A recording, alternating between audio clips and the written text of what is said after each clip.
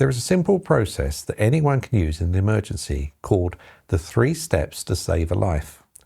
This quick approach is at the heart of the Resuscitation Council guidelines and shows that even without medical training, anyone can take life-saving action. Step 1, check. Before anything else, check for safety.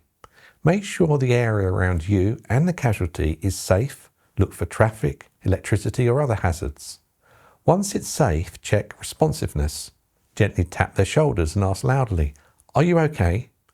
If there are no responses and the person appears unresponsive, move on to step 2. Step 2, call.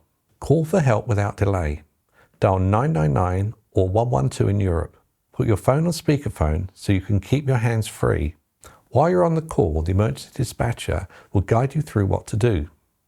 They will help you check for normal breathing, look, listen and feel for no more than 10 seconds. If the person is not breathing normally or is only gasping, tell the dispatcher immediately. Follow their instructions closely. They will talk you through the step-by-step process of resuscitation. Finally, step 3, CPR and AED. If breathing is absent or abnormal, start CPR straight away. Place the heel of your hand in the center of the chest, put the other hand on top and begin chest compressions at a rate of 100 to 120 per minute, pressing down around about 5 to 6 centimeters each time.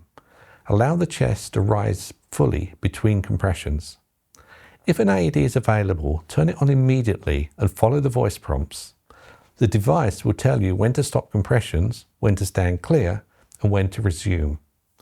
If you're unsure at any point, don't panic. The dispatcher will stay on the line and talk you through exactly what to do until help arrives. So remember the 3 steps to save a life. Check, call, and start CPR.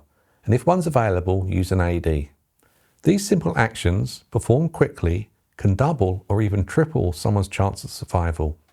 You don't need to be a doctor, just confident enough to act.